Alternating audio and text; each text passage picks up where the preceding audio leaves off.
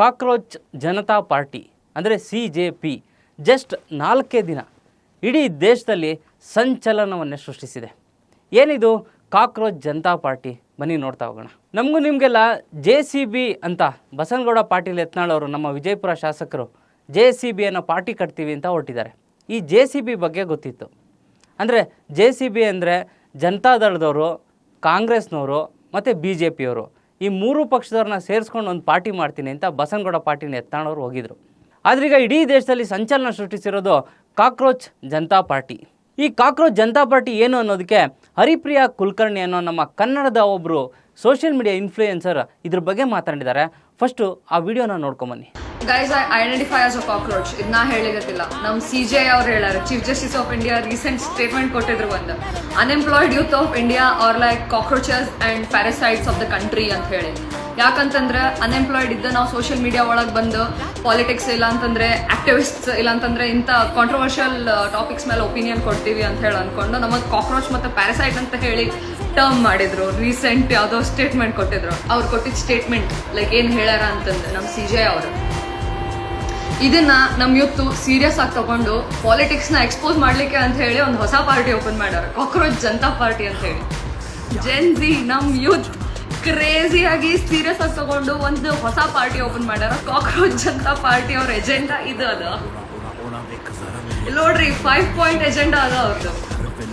Crazy ಇಲ್ಲೋ?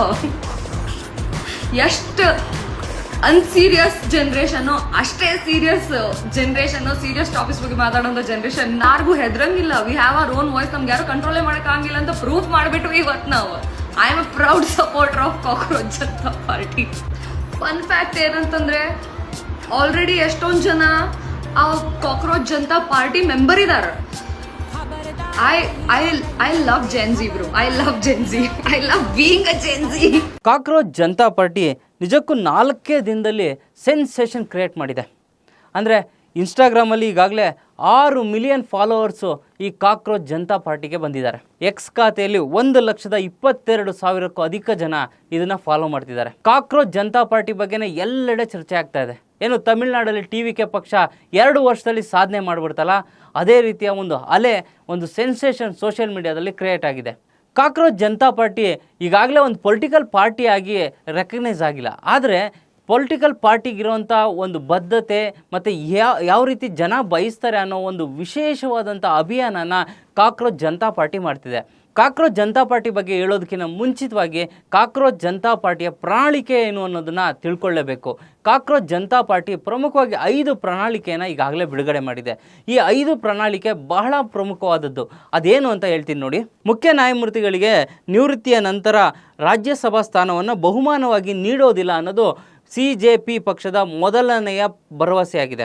Cockroach Janata ಪಾರ್ಟಿಯ ಪ್ರಣಾಳಿಕೆಯಲ್ಲಿರೋ 2ನೇ ಅಂಶ ಏನು ಅಂದರೆ, ಚುನಾವಣೆಯಲ್ಲಿ ಏನಾದರೂ ಅಸಲಿ ವೋಟ್ ಡಿಲೀಟ್ ಆದರೆ CEC ಅಂದರೆ ಮುಖ್ಯ ಚುನಾವಣಾ ಆಯುಕ್ತರನ್ನು UAPA ಅಡಿಯಲ್ಲಿ ಬಂಧಿಸಲಾಗುತ್ತದೆ ಅನ್ನೋದು 2ನೇ ಪ್ರಮುಖ ಅಂಶ.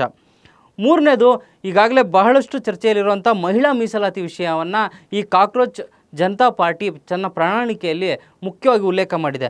ಅಂದರೆ ಈ ಪಕ್ಷ ಅಂದರೆ CJP ಪಕ್ಷ ಏನಾದರೂ ಅಧಿಕಾರಕ್ಕೆ ಬಂತು ಅಂದರೆ ಸಂಸತ್ನಲ್ಲಿ ಮಹಿಳೆಯರಿಗೆ 33% ಅಲ್ಲ 50% ಮೀಸಲಾತಿಯನ್ನು ನೀಡ್ತೇವೆ. ಈಗಿರೋ 545 ಲೋಕಸಭಾ ಕ್ಷೇತ್ರಗಳಲ್ಲೇ ಈ 50% ಮಹಿಳಾ ಮೀಸಲಾತಿಯನ್ನು ನಾವು ಜಾರಿಗೆ ತರ್ತೇವೆ ಅಂತ.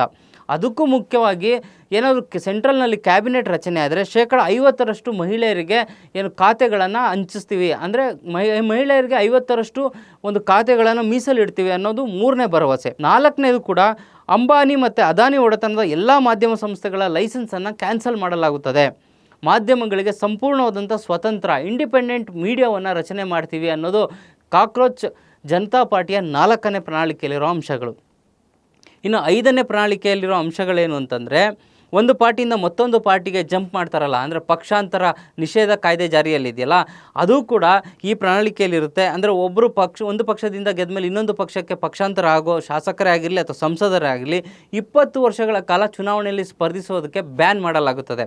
ಅಷ್ಟೇ ಅಲ್ಲ, 20 ವರ್ಷ ಯಾವುದೇ ಪಬ್ಲಿಕ್ ಕಚೇರಿಯನ್ನು ಕೂಡ ತೆರೆಯುವಂತಿಲ್ಲ ಅನ್ನೋ ಒಂದು ಅಂಶವನ್ನು ಕಾಕ್ರೋಚ್ ಜನತಾ ಪಾರ್ಟಿಯ ಪ್ರಣಾಳಿಕೆಯಲ್ಲಿರುವಂಥ 5 ಅಂಶಗಳು. ಇದು ನಿಜಕ್ಕೂ ಕೇಳೋದಕ್ಕೆ ತುಂಬ ಚೆನ್ನಾಗಿದೆ. ಕೇಳೋದಕ್ಕೇನೋ ಚೆನ್ನಾಗಿದೆ, ಇದು ಜಾರಿಯಲ್ಲಿ ಬರಬೇಕಲ್ಲ, ಅದು ಪ್ರಮುಖವಾದ ವಿಷಯ.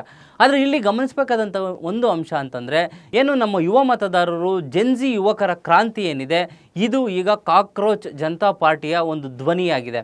ಅಂದರೆ ಭಾರತದಲ್ಲೂ ಕೂಡ ನೇಪಾಳದ ಮಾದರಿಯ ಒಂದು ಜೆನ್ಜಿ ಕ್ರಾಂತಿ ಆಗುತ್ತಾ ಅನ್ನೋ ಒಂದು ಚರ್ಚೆಯ ನಡುವೆ ಕಾಕ್ರೋಚ್ ಜನತಾ ಪಾರ್ಟಿ ಒಂದು ವೇದಿಕೆಯಾಗಿ ಮಾರ್ಪಟ್ಟಿದೆ. ಅಂದರೆ ದಿನದಿಂದ ದಿನಕ್ಕೆ ಕಾಕ್ರೋಚ್ ಜನತಾ ಪಾರ್ಟಿಗೆ ಯುವ ಸಮುದಾಯ, ಜೆನ್ಜಿ ಒಂದು ಯುವಕರ ಪಡೆ ಕಾಕ್ರೋಚ್ ಜನತಾ ಪಾರ್ಟಿಯ ಜೊತೆಗೆ ಸೇರಿಕೊಳ್ತಾ ಇದೆ. ಅಂದರೆ ಕಾಕ್ರೋಚ್ ಜನತಾ ಪಾರ್ಟಿ ಮಾತಾಡ್ತಕ್ಕಂಥ ಒಂದು ವಿಷಯಗಳಿಗೆ ಬೆಂಬಲವನ್ನು ವ್ಯಕ್ತಪಡಿಸಿ ಒಂದು ಸೋಷಿಯಲ್ ಮೀಡಿಯಾದಲ್ಲಿ ನಿಜಕ್ಕೂ ಒಂದು ದೊಡ್ಡ ಅಲೆಯನ್ನೇ ಸೃಷ್ಟಿಯಾಗ್ತಿದೆ. ಈ ಕಾಕ್ರೋಚ್ ಜನತಾ ಪಾರ್ಟಿ ನಿಜಕ್ಕೂ ಭಾರತದಲ್ಲಿ ಒಂದು ಬದಲಾವಣೆ ಮತ್ತು ಕ್ರಾಂತಿಗೆ ನಾಂದಿ ಹಾಡುತ್ತಾ?